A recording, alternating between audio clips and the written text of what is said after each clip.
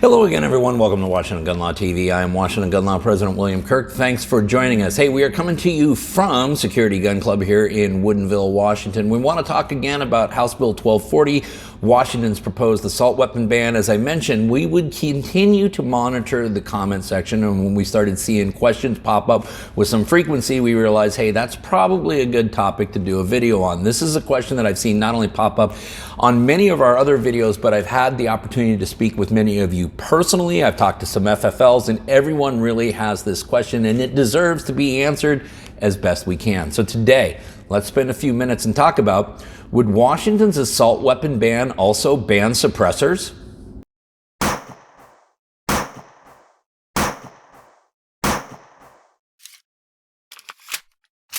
Okay, before we get going down the road we're going down, proud to announce that this video is being brought to you by Security Gun Club. That's right, Washington's nicest indoor facility is located right here in Woodinville, Washington. Now listen, you've heard me brag about the facility. You can see it for yourself. You heard me brag about the people, which is completely terrific. You've heard me brag about the training, which is awesome. But there are two events I want to focus on. Number one, you guys go to ranges all the time. You practice so that you stay out of the morgue. What do you do to practice so that you stay out of prison? Well, maybe you need a refresher course on self-defense laws in the state of Washington. Well, why don't you sign up for the next class here at Security Gun Club? That's Wednesday, April 19th at 5:30, taught by yours truly. Secondly, and I'm really happy and excited to announce this, Friday, April 28th, right here at Security Gun Club, we will be having our first ever Freedom Friday. We will have all sorts of guest speakers, reps, and all sorts of things here, and every dollar that we raise that day will be going to the Silent Majority Foundation to help with the lawsuits that are inevitably coming. So, for more information, visit my good friends here at Security Gun Club. That is security with an E. That's securitygunclub.com.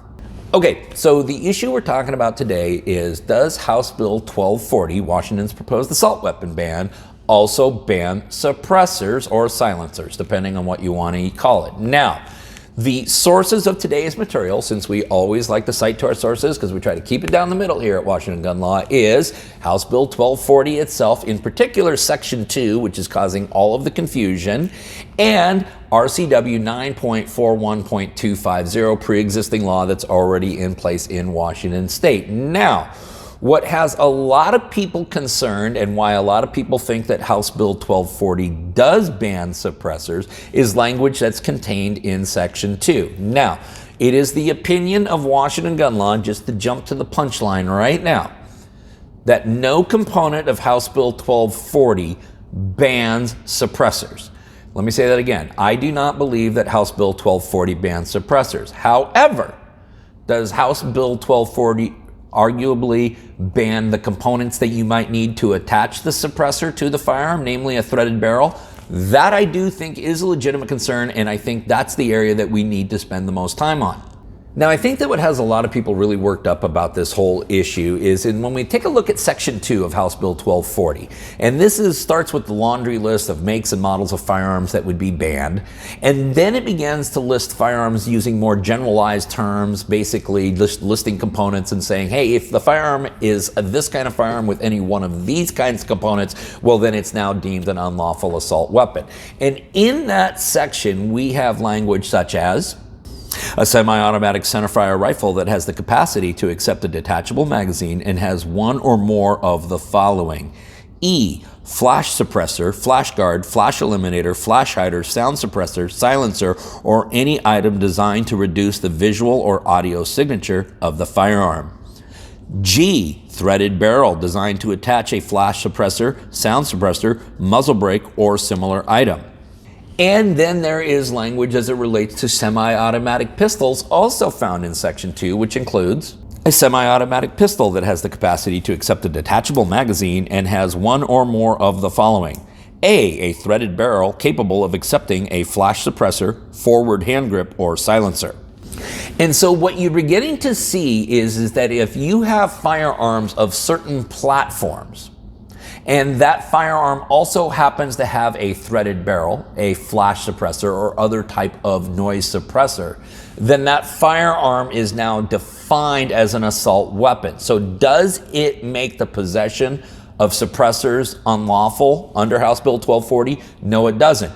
Might the existence of a suppressor on the firearm, though, convert the firearm from a non-assault weapon to an assault weapon? Yes, under the absurdity of that law, this particular bill, that is possible.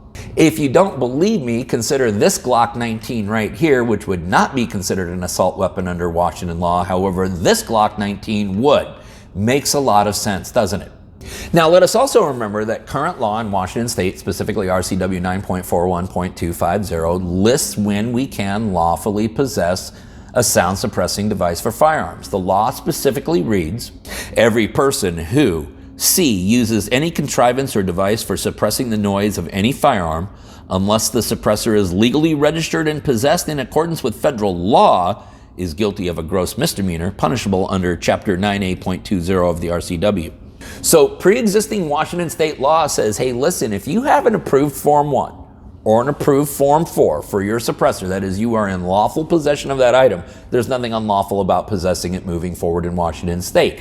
And there is nothing in House Bill 1240 that bans future possession of suppressors. However, when we take a look at this very problematic section of Section 2, which is also listing things that are banned, a conversion kit, part or combination of parts from which an assault weapon can be assembled or from which a firearm can be converted into an assault weapon if those parts are in the possession or under the control of the same person.